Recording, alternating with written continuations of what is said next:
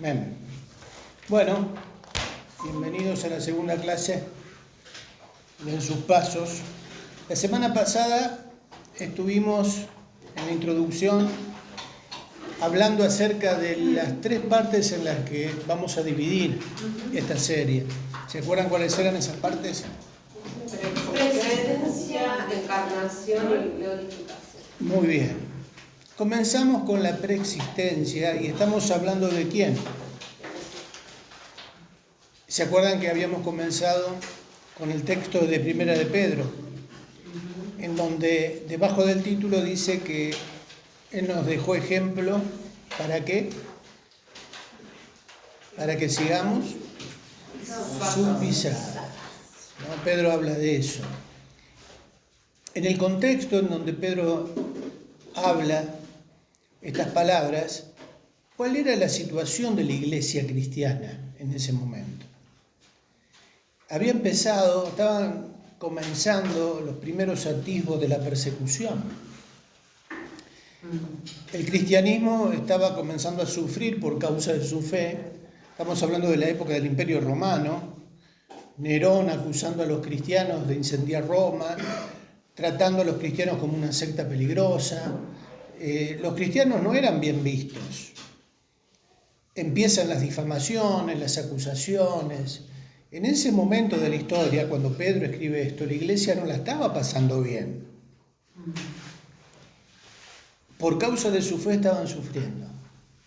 La intención de esta primera carta de Pedro es alentar a los hermanos a que se mantengan firmes, a que soporten, a que aguanten las acusaciones, la difamación, la importancia de fortalecerse en la fe y resistir. Y Pedro con esa intención escribe esta carta. Y justamente en este contexto habla de que Jesús nos dejó ejemplo. ¿Por qué? Porque a Jesús también lo maltrataron, lo acusaron injustamente. Cuando lo maldecían, Él no respondía con maldición. O sea, el ejemplo de Jesús en su pasión, en su sufrimiento, antes de llegar a la cruz, durante la crucifixión, ya nos habla de que en ese tipo de situaciones extremas, Jesús nos dejó ejemplo, para que también, así como Él padeció y sufrió porque Él tenía un propósito, Él vino para eso, y Él no claudicó, Él no se dejó llevar por el miedo, por las amenazas, por las injurias, por las calumnias, por el desprecio de su propia gente. Jesús padeció eso, sufrió eso, y por eso Pedro dice, Él nos dejó ejemplo. Y se lo está diciendo a una iglesia que estaba pasando por la misma situación. De ahí es donde nace el título de esta serie, pero también apuntando a que Jesús no solo nos dejó ejemplo para ese tipo de situaciones, sino para más situaciones, ¿no? Hablábamos de la preexistencia, y cuando hablábamos de la preexistencia hablábamos de que este Jesús ya lo encontramos, está prefigurado, ¿dónde? En el Antiguo Testamento. En el Antiguo Testamento. Si bien en el Antiguo Testamento no vamos a encontrar la palabra Jesús ni Cristo, pero sí vamos a encontrar, por ejemplo, el Mesías, ¿no? O el siervo sufriente, o figuras o situaciones que hablan de cosas que iban a suceder más adelante, de manera profética, se anuncian en el Antiguo Testamento y se cumplen en el Nuevo. Y habíamos visto el ejemplo de tipo y antitipo, ¿se acuerdan? Sí. Habíamos visto una acción típica, que fue lo que sucedió allí en el desierto, cuando el pueblo es mordido por las serpientes. ¿Se acuerdan? Sí. ¿Qué pasó ahí? El Señor nos mandó a Moisés a levantar una serpiente de bronce, y todo el que mirara a las serpientes se salvaría y no perdería la vida. Ahora, ¿por qué mandó a hacer una serpiente de bronce? ¿Cuál fue la causa? La rebeldía del pueblo. Claro, Por el pueblo. el pueblo que La había... experiencia del pueblo, Dios le mandó Exacto. vivo, Exacto. digamos, Atraba su fe también. Y por ese pecado, porque se habían rebelado contra Dios y contra Moisés, Dios envía esas serpientes. Y al que le picaba la serpiente, ¿qué pasaba? Moría. No tenía chance. El suero antiofídico más cercano estaba en el Fune, acá en Córdoba. No había salvación, pero sí aparece de parte de Dios una solución para ese problema. ¿Cuál fue? Mirar a la serpiente. Mirar a la serpiente, y el que mirara a la serpiente iba a vivir. O sea, el efecto de ese veneno iba a cesar, no iba a causar ese efecto. Esta acción típica en el Antiguo Testamento, Jesús la toma el hecho histórico, porque todo es un hecho histórico, sucedió, está registrado en el Antiguo Testamento, ahí en Números. ¿Qué hace Jesús en Juan, en el Evangelio de Juan? Toma esta historia y ¿qué dice?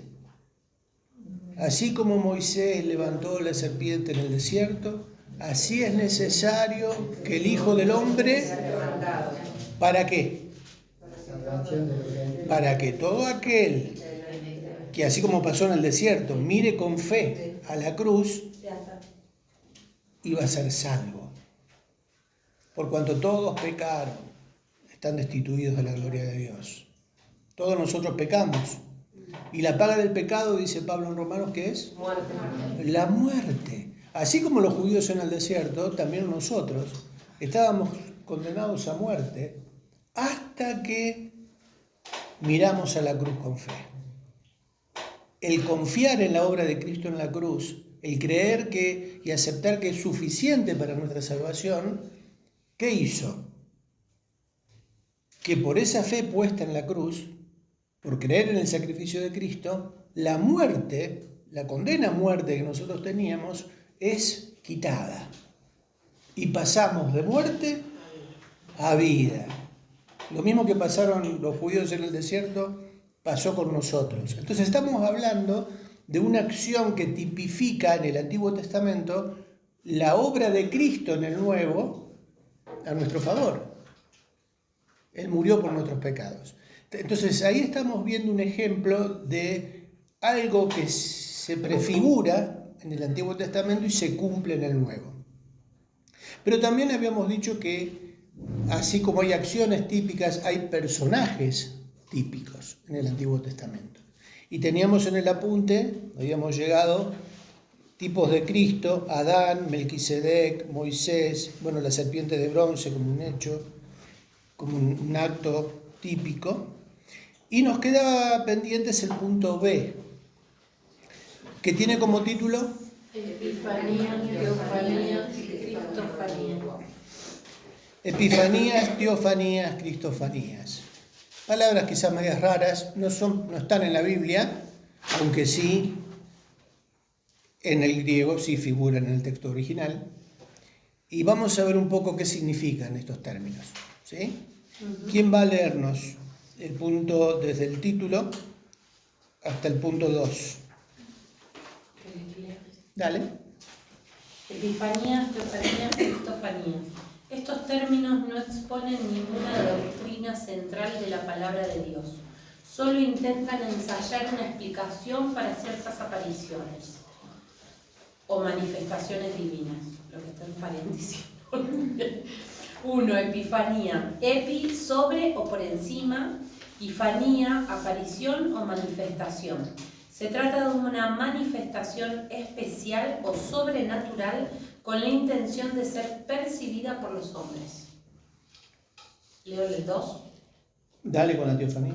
Teofanía. Aunque teofanía y epifanía son términos muy semejantes y tienden a ser confundidos, no son sinónimos. La teofanía se refiere literalmente a la manifestación sobrenatural de Dios. Una teofanía es una manifestación de Dios en la Biblia, que es percibida por los sentidos. Puede ser en forma humana o a través de los elementos de la naturaleza. Bien, ahí vamos a ver algunos ejemplos. Pero epifanía justamente tiene que ver con una manifestación sobrenatural, en este caso de Dios. Como dice la definición, se trata de una manifestación especial o sobrenatural con la intención de ser percibida por los hombres.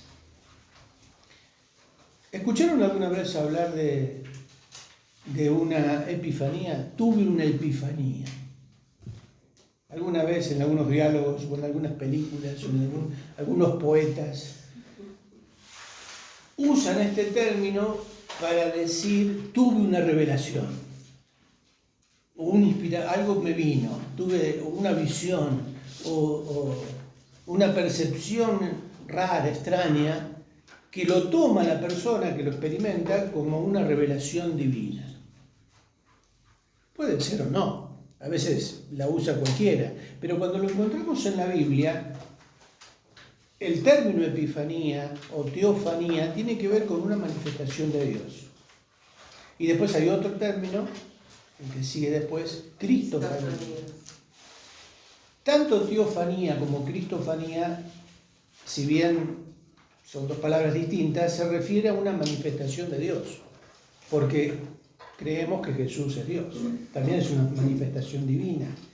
Habíamos visto la clase pasada que ese Jesús es el Verbo encarnado, es el Dios hecho hombre, de la misma esencia del Padre. O sea, Jesús es Dios. ¿Creemos esto? Pregunto por la duda porque a veces uno tiene sus sorpresas. Porque aún dentro del cristianismo hay posturas medias raras, ¿no? Pero, por ejemplo, no creen que Jesús es parte de la Trinidad. Pero ese es otro tema y otro estudio. Hagan Trinidad. Hagan Trinidad después de atributos de Dios. Pero cuando hablamos o utilizamos estos términos, nos estamos refiriendo a eso. Como dice en la definición al principio, esto no pretende ser una doctrina central, sino más bien un intento de explicar algunos pasajes de la Biblia en donde encontramos este tipo de manifestaciones. Entonces vamos a los ejemplos para que quede un poquito más claro. Tenemos en Génesis 12, acuérdense de aceitar el ejercicio de buscar los textos por adelantado, cosa de que no haya que perder mucho tiempo en la lectura. O sea, enseguida ya lo tienen gatillado ahí para leer. No solo los que están acá presencial, también los que están conectados. Si quieren participar con la lectura, vayan buscando los textos. Decimos entonces Génesis 12, 7 al 9. ¿Qué dice? Y apareció Jehová a Abraham y le dijo: a tu descendencia daré esta tierra. Y edificó allí un altar a Jehová, quien le había aparecido. Luego se pasó de allí a un monte al oriente de Betel y plantó su tienda, teniendo a Betel al occidente y a Jai al oriente. Y edificó allí altar a Jehová e invocó el nombre de Jehová. Y Abraham partió de allí caminando y yendo hacia el Negev. Primera parte del versículo 7 que dice: Y apareció Jehová a Abraham. ¿Quién apareció? Jehová. Ahí apareció lo mismo que fanía o fanero, que es manifestarse. Por eso está bien traducido: y apareció Jehová a Abraham, se manifestó. Una teofanía. ¿Y qué pasó? Le dijo: a tu descendencia daré esta tierra. Y edificó allí un altar, ¿a quién? Porque Jehová, Dios, fue el que se manifestó allí. Y seguimos con Génesis 17 y 18. Capítulo 17 y capítulo 18. Al principio del 17, ¿qué dice? Era Abraham de edad de 99 años cuando le apareció Jehová y le dijo: yo soy el Dios Todopoderoso, anda delante de mí y sé perfecto. Está clarito, ¿no? ¿Quién apareció? Jehová. Se le apareció Jehová. Yo soy, ¿quién? El Dios Todopoderoso. 18, 1. Después le apareció Jehová en el encinar de Mamre, estando él sentado a la puerta de su tienda en el calor del día. Estas historias dan para seguir leyéndolas, porque está bueno aprender a distinguir en el texto que es Dios. No es cualquiera que se apareció. Esta epifanía o esta teofanía está hablando de Dios, porque aparte en el contenido solamente Dios puede decir lo que dice ahí. Por eso nos da la pauta de que es una manifestación de Dios. En este caso con Abraham prometiendo a Isaac. Más adelante habla de Sara, ¿no? ¿Dónde está Sara tu mujer? Y él respondió aquí en la tienda, versículo 9. Y bueno, después se nos cuenta que Sara se ríe, ¿no? de la promesa de Dios. El versículo 3 dice, entonces Jehová dijo a Abraham, ¿por qué se ha reído Sara diciendo, ¿será cierto que de dar luz siendo ya vieja? ¿Hay para Dios alguna cosa? ¿Quién dijo eso? Dios. Jehová dijo a Abraham. Bueno, y seguimos con la historia, ¿no? Pero avancemos. Job 38:1. Jehová convence a Job de su ignorancia. Entonces respondió Jehová a Job desde un torbellino y dijo, ¿quién es ese que ofrece el consejo con palabras sin sabiduría? Ahora ciñe, un varón tus lomos, yo te preguntaré y tú me contestarás. ¿Dónde estabas tú cuando yo fundaba la tierra? Házmelo saber si tienes inteligencia. ¿Quién ordenó su medida si lo sabes?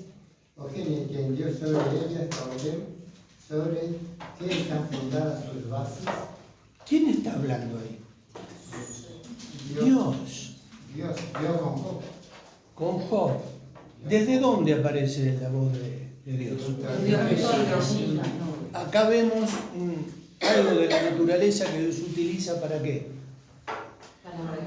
Para captar la atención de Job. En ese torbellino, desde ese torbellino aparece Dios hablando. Éxodo 3, 2 al 6. Viene. Se le apareció el ángel de Jehová en una llama de fuego en medio de una zarza. Y él miró y vio que la zarza ardía en fuego y la zarza no se consumía.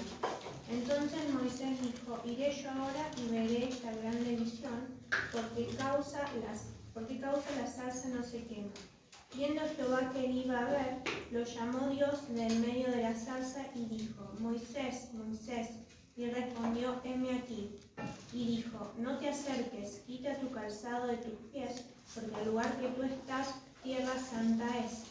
Y dijo, yo soy el Dios de tu padre, Dios de Abraham, Dios de Isaac y Dios de Jacob. Entonces Moisés cubrió su rostro, porque tuvo miedo de mirar a Dios. Quizás esta escena sea una de las más conocidas, ¿no? Como ejemplo de teofanía o de epifanía. Algo que sucede y que capta en este caso la atención de ¿quién? De Moisés. Al principio, anteriormente fue Job el que se sintió atraído y prestó atención a ese torbellino y desde ahí Dios le habló. ¿Y acá qué sucede? Una zarza.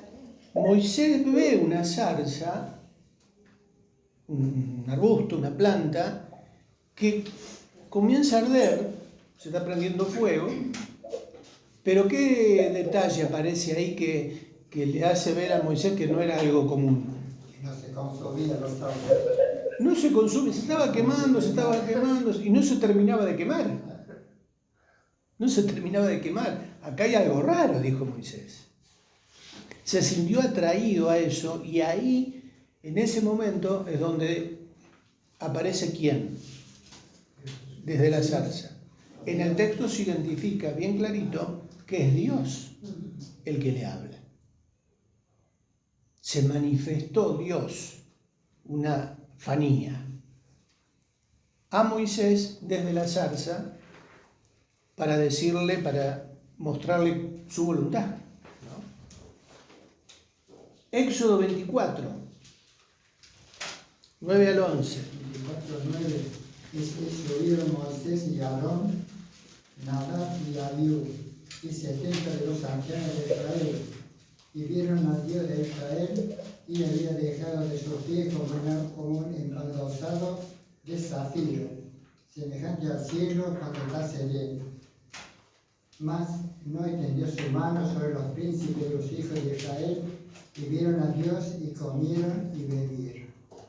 Entonces Jehová dijo a Moisés: sube a mí al monte y espera allá, y te daré tablas de piedra y la ley y mandamiento que he escrito para enseñarles. Bueno, está ahí. ¿Quiénes aparecen acá en esta parte de la historia? Subieron Moisés y Aarón, Nadab y Abiú, y 70 de los ancianos de Israel. ¿Y a quién vieron? Al Dios de Israel. El Dios de Israel se les manifestó. Lo vieron. ¿Cómo vieron a Dios? No entra en detalle acá. ¿Se acuerdan? Bueno, que habíamos leído hace unos textos atrás que una de las características, ellos sabían muy bien que no se puede ver a Dios y quedar vivo, porque el que veía a Dios moría. Lo vemos también en los profetas, en Ezequiel, en Isaías.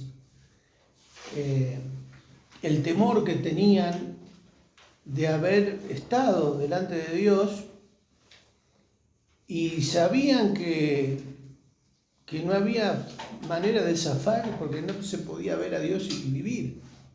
Existía ese temor, ¿no? Y ahí dice: más no extendió su mano sobre los príncipes de los hijos de Israel. O sea, Dios quiso tratar con ellos de una manera especial. Ejemplos en donde en el texto es Dios el que aparece manifestándose.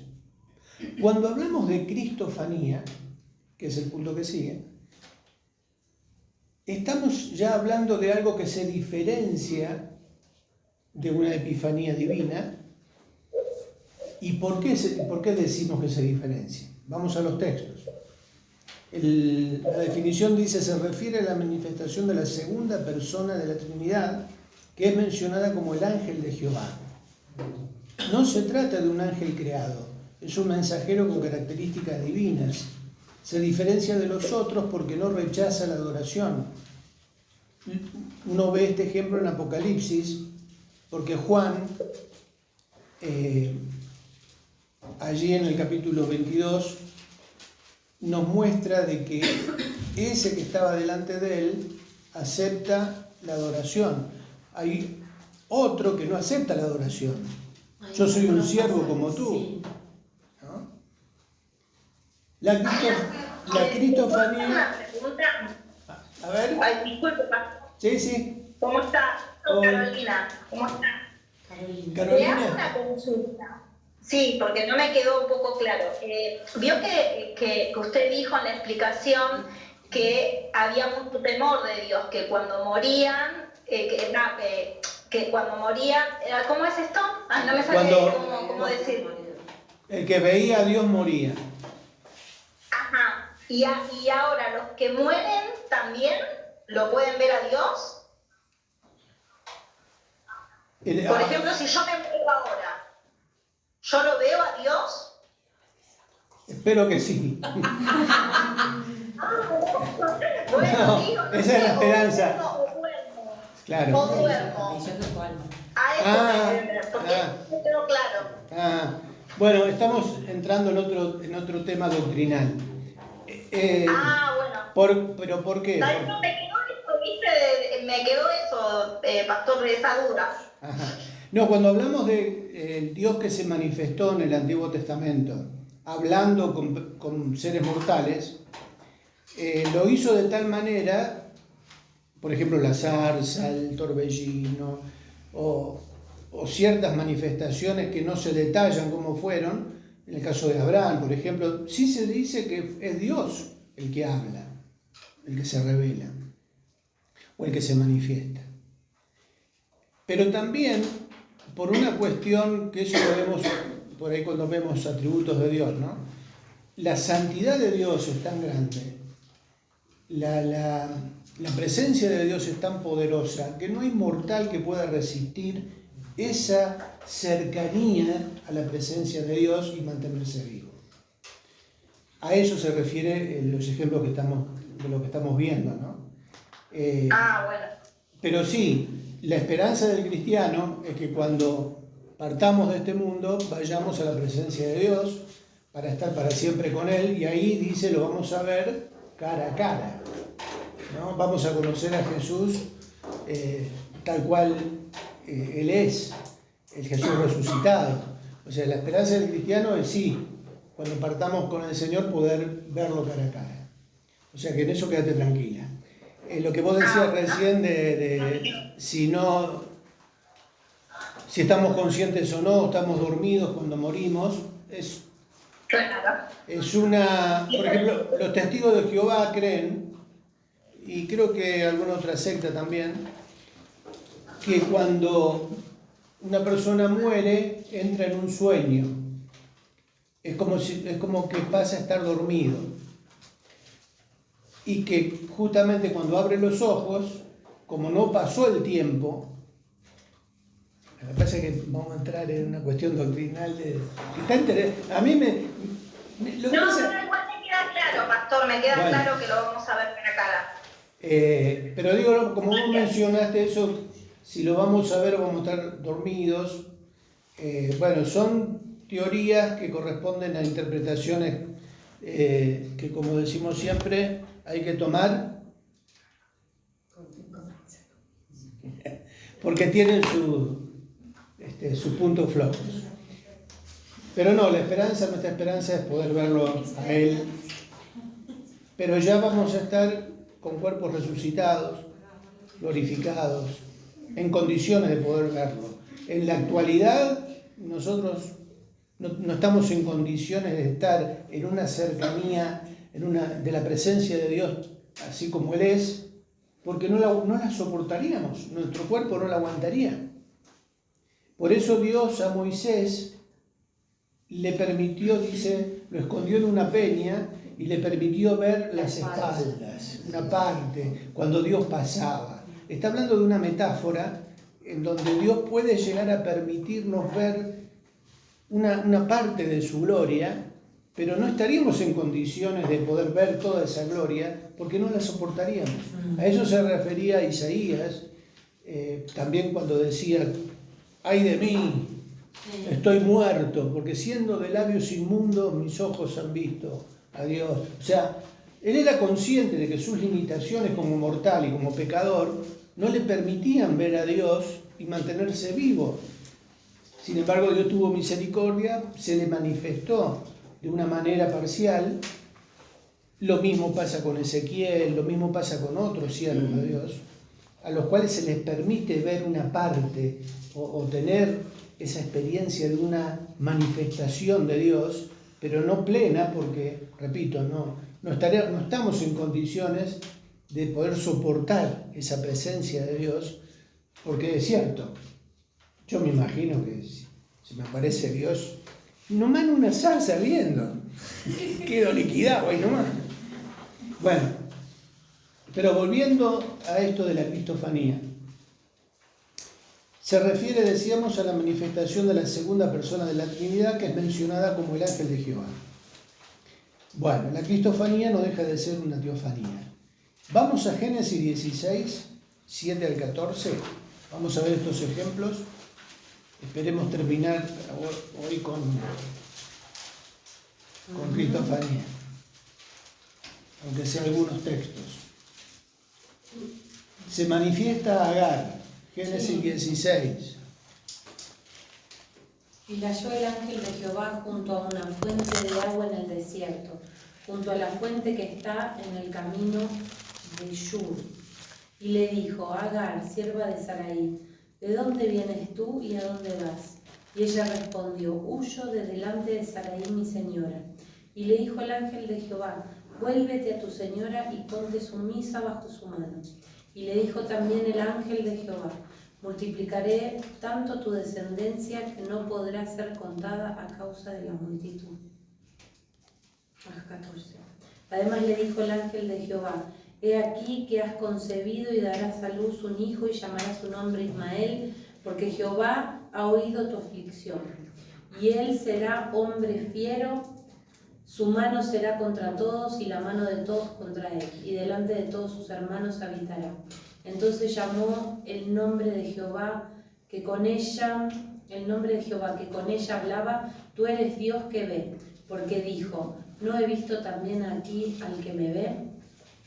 Por lo cual llamó al pozo, pozo del viviente que me ve. He aquí está entre Cades y Bered. Y Agar dio a luz un hijo a Abraham, y llamó a Abraham el nombre del hijo que le dio a Agar, Ismael. Era Abraham de edad de 86 años cuando Agar dio a luz a Ismael. Como primer ejemplo de esta lista tenemos a este ángel de Jehová. Y se presenta en el texto como el ángel de Jehová. No dice un ángel de Jehová, dice el ángel de Jehová. Y la manera en que se expresa este ángel de Jehová tiene que ver con una manera de hablar divina. No está hablando como Dios. No le está diciendo cosas que solo Dios puede decir. Aparte le prometió una descendencia, una promesa que hizo Dios a... Nos vamos dando cuenta de la diferencia con otros ángeles que aparecen en la Biblia. Sí. Vamos al segundo ejemplo. Perdón, Triqui, los ismaelitas hoy en día, ¿quiénes son? Los árabes, los egipcios, esa parte, ¿no? Sí, También, sí, todo el mundo esa árabe. promesa, Claro. son un montón. Génesis 22. Escuchamos. Aconteció después de estas cosas que probó Dios a Abraham y le dijo: Abraham, y él respondió: heme aquí. Y dijo: toma ahora tu hijo, tu único hijo Isaac, a quien amas, y vete a tierra de Moriah y ofrécelo allí en holocausto sobre uno de los montes que yo te diré. El ángel, versículo 11. Entonces el ángel de Jehová le dio voces desde el cielo. Abraham dijo: heme aquí. Y dijo: no extiendas tu mano sobre el muchacho ni le hagas nada, porque ya conozco que temes a Dios, por cuanto no me rehusaste tu hijo, tu único. El que está hablando parece ser, se identifica como el ángel de Jehová, pero al mismo tiempo dice: no me rehusaste tu hijo. ¿Quién le pide el hijo a Abraham? Dios. Pero al mismo tiempo aparece el ángel de Jehová. No me rehusaste. Y dice: no me rehusaste a tu hijo. Primera persona. Es como que se unen en una persona, la primera persona y la segunda persona de la Trinidad. ¿Me entienden? ¿Se sigue? Sí. Ese ángel de Jehová es una manifestación de Dios. Pero en este caso, cuando aparece el ángel de Jehová, aparece también ahí la segunda persona que nos habla de Jesús. Repito, no está explícito en el texto, pero se va deduciendo, se va entendiendo cómo va apareciendo en la historia del Antiguo Testamento esta segunda persona de la Trinidad. El otro texto, típico también de Génesis 32, 22 al 30, la pelea de Jacob en Peniel. 32. ¿Quién lo tiene? Tomó sus 2 mujeres y sus 2 siervas y sus 11 hijos y pasó el vado de Jacob. Los tomó, pues, e hizo pasar el arroz a ellos y a todo lo que tenía. Así se quedó Jacob y lo tomó con él un varón hasta que rayaba el alba. Y cuando el varón vio que no podía tener, tocó en el sitio del encaje de su muslo y se descoyuntó el muslo de Jacob mientras con él luchaba. Y dijo: déjame, porque raya el alba. Y Jacob le respondió: no te dejaré si no me bendices. Y el varón le dijo: ¿cuál es tu nombre? Y él respondió, Jacob. El varón le dijo, no se dirá más tu nombre Jacob, sino Israel, porque has luchado con Dios y con los hombres y has vencido. Entonces Jacob le preguntó y dijo, declárame ahora tu nombre. Y el varón respondió, ¿por qué me preguntas por mi nombre? Y lo bendijo allí. ¿Quién era ese ángel que peleó con Jacob? Dios. Dios. Pero ¿cómo se identifica ahí? Un varón. Y luchó con él un varón hasta que rayaba el alba. Pero ese varón tiene un diálogo con Jacob muy particular. El varón le dijo, ¿cuál es tu nombre? Y él respondió, Jacob. Y el varón le dijo, no se dirá más tu nombre Jacob, sino Israel. ¿Por qué has luchado con quién? Con Dios. Era una teofanía.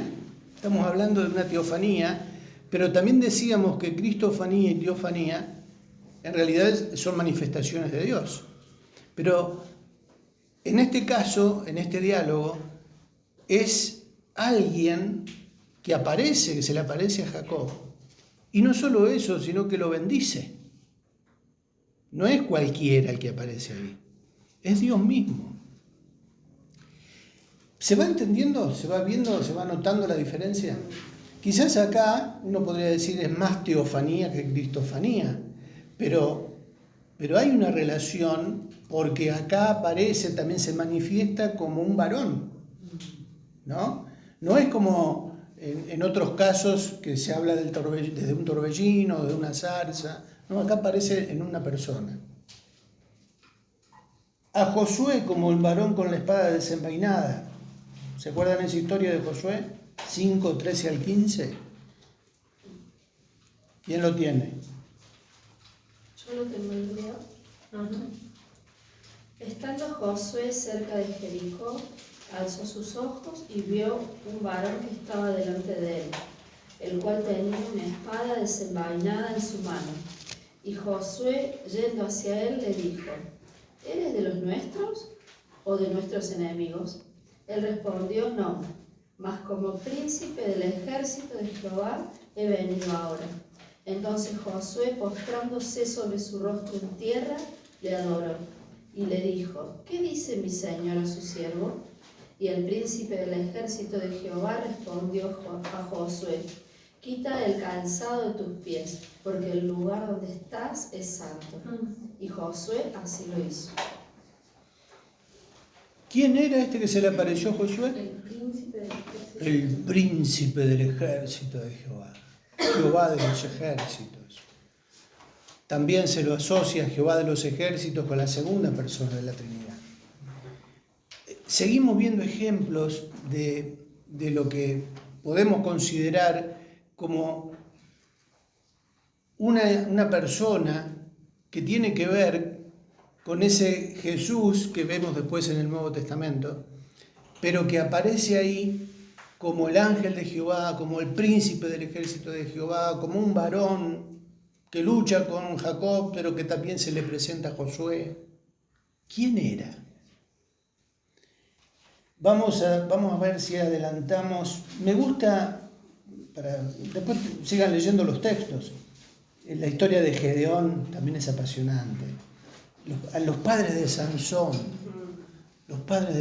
el ángel que le habla a Manoa, a la esposa, el anuncio del nacimiento de Sansón, es para hacer una prédica aparte, pero me gusta el caso de Daniel, en Daniel 3:25. Si alguien de los que está conectado quiere animarse y nos lee Daniel, capítulo 3, nos muestra la historia de los amigos de Daniel en el foso, en donde había fuego. ¿Se acuerdan de esa historia? El horno de fuego. Ya le iba a mandar el foso a los leones, pero no, era el horno de fuego. ¿Qué dice Daniel? Vamos a Daniel capítulo 3. Y él dijo, he aquí, yo veo 4 varones sueltos que se pasean en medio del fuego sin sufrir ningún daño, y el aspecto del cuarto es semejante a hijo de los dioses.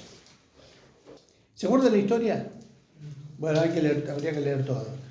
Pero habían echado al horno a los amigos de Daniel. ¿Por qué? Porque se habían negado a qué. La imagen.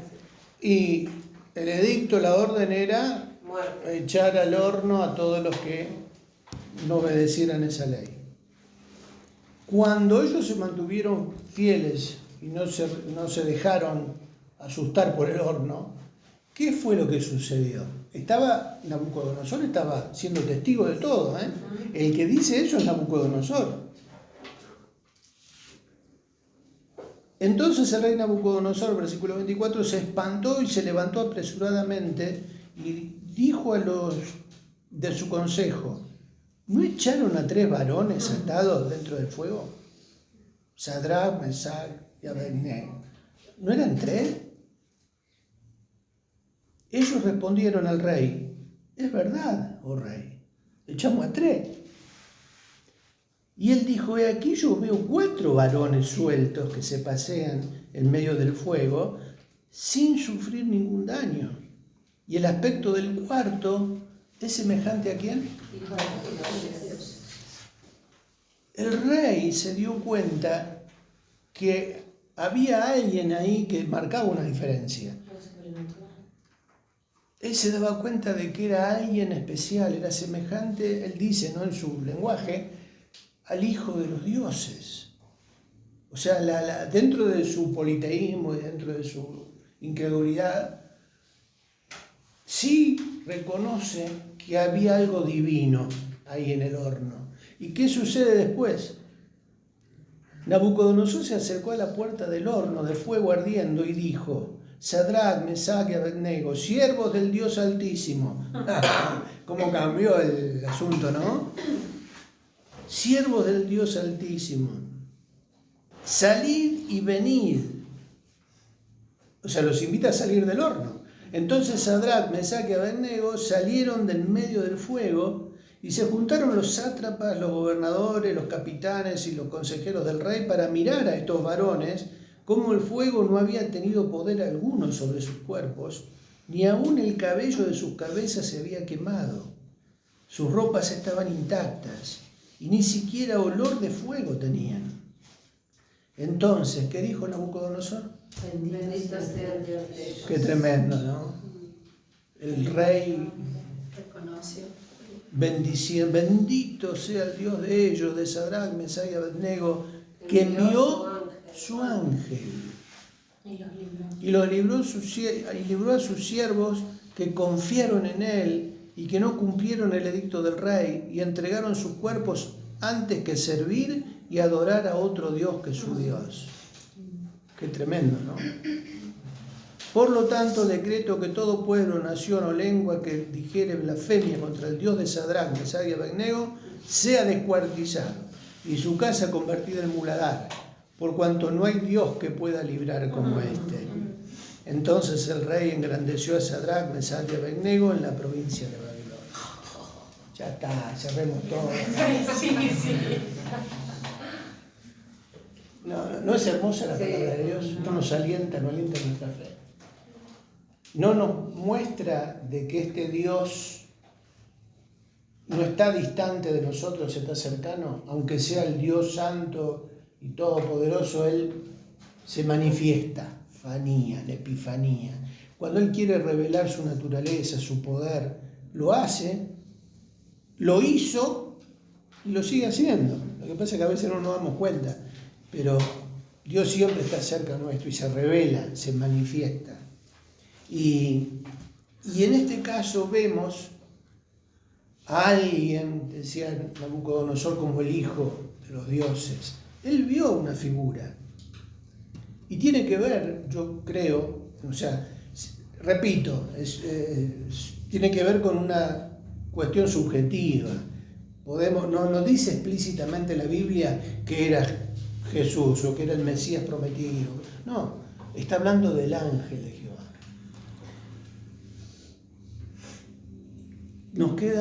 ¿Cuánto nos queda, bueno? Bueno, lo que queda es rápido. Solamente el resumen, porque lo que tienen en los recuadros son ejemplos de textos bíblicos. El punto C, ¿cómo se titula? Profecías mesiánicas. Profecías mesiánicas. ¿Quién se anima de los que están conectados a leer ese resumen? A ver, ¿quién anda por ahí? Hola, yo lo puedo leer. Bueno, te escuchamos. ¿Se escucha bien? Sí. Bueno. Profecías mesiánicas. En el Antiguo Testamento abundan las referencias proféticas sobre Jesús, con detalles como el lugar donde iba a nacer o la manera que iba a morir, sin dejar de mencionar los rasgos de su personalidad, su obra redentora, su triunfo sobre Satanás, su resurrección, etc. Dentro del texto bíblico podemos ubicar las citas de la profecía emitida y las citas de la profecía cumplida. Solo manera de ejemplo, y acá dice, ¿lo leo también al recuadro? No, está bien. Vamos a ver si se entiende el recuadro. Vieron que ahí tenemos dos columnas. En el margen izquierdo, ¿qué tenemos? La profecía, con el pasaje bíblico al final del texto, en donde se cita, por ejemplo, en la primera, tiene como título: Nacido de una virgen. Por tanto, el Señor mismo os dará señales aquí que la Virgen concebirá y dará a luz un hijo y llamará su nombre. ¿Dónde está eso? Isaías. Y en el margen derecho de la columna dice cumplimiento. ¿Cuál es el cumplimiento? Daniela. Se halló que había concebido del Espíritu Santo. José no la conoció hasta que dio a luz a su hijo primogénito y le puso por nombre Jesús. ¿Se entiende entonces? El resto son profecías con la cita en el Antiguo Testamento y su cumplimiento en el Nuevo. Entonces, nos vamos dando cuenta que están hablando ¿de quién? De Jesús. De Jesús. Sí se refieren al Mesías, se refieren a Emmanuel, Dios con nosotros. Hay una expresión, creo que está en uno de los ejemplos que no leímos, no me acuerdo si fue en el pasaje de Sansón o en donde justamente el ángel que habla dice, ¿por qué quiere que le pregunta cómo se llama? ¿Cuál es tu nombre? Le pregunta en el diálogo que tienen, ¿no? Quería saber el nombre. ¿Y cuál fue la respuesta del ángel? ¿Por qué preguntas mi nombre que es admirable? Hermoso, ¿no? Y también vemos a Jesús, que es ese, bueno, Isaías habla, ¿no?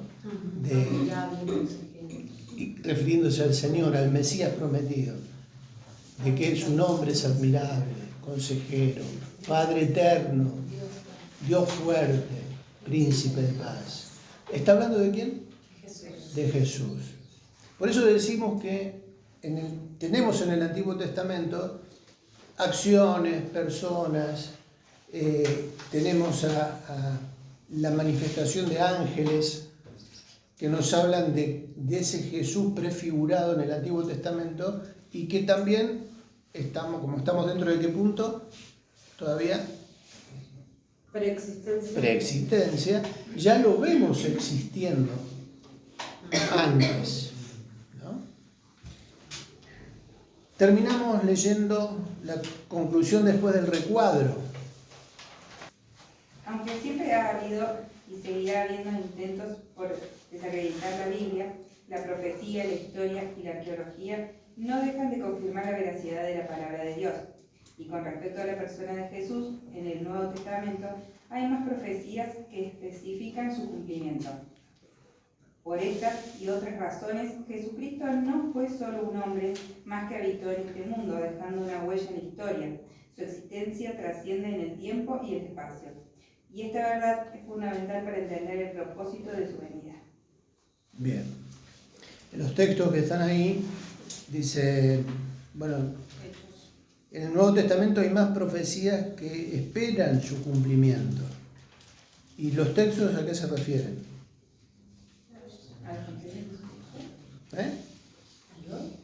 En los textos de Hechos 1, de 1 Tesalonicenses 4, de 2 Timoteo 4.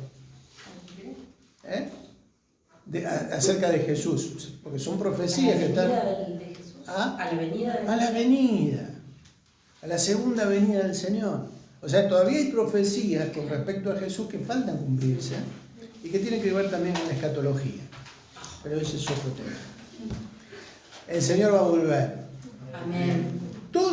Nosotros acá tenemos en el recuadro algunos ejemplos, pero la Biblia está llena de profecías acerca del Mesías que se cumplieron totalmente.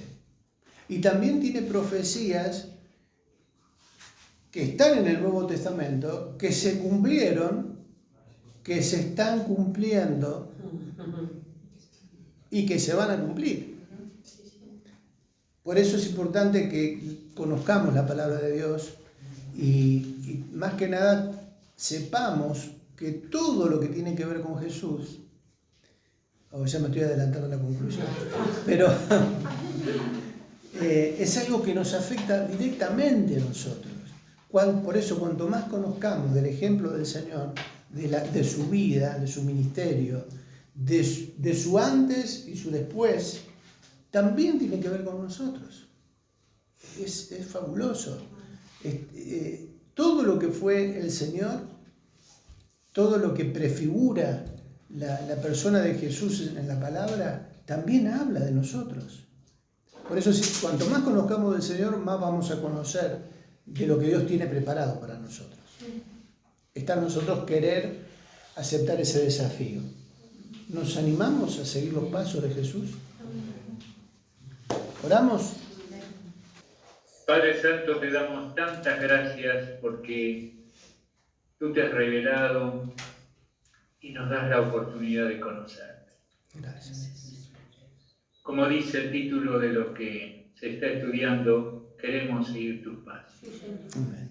Y para poder hacerlo, Señor, conocerte y al conocerte quererte más y encontrar el verdadero y total propósito de nuestras vidas, es que queremos rogarte que tú nos ayudes, que abras nuestros ojos espirituales, abras nuestro corazón, y no solamente sean conocimientos, sino que nuestra voluntad se pliegue absolutamente a tu voluntad. Gracias, Señor, por la lectura de tu palabra, gracias por tus promesas, gracias porque Cristo viene y viene a buscar a su pueblo. Muchas gracias, Señor. Pedimos que bendigas estos momentos, que el Espíritu Santo nos siga hablando y el próximo encuentro nos encuentre también contentos y alegres de poder recibir de ti lo que tienes para cada uno de nosotros.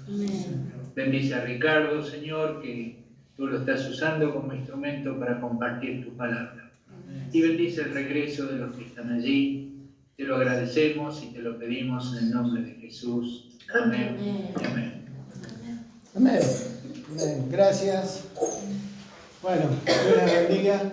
Los saludamos. Despídanse de sus compañeritos. Bendiciones.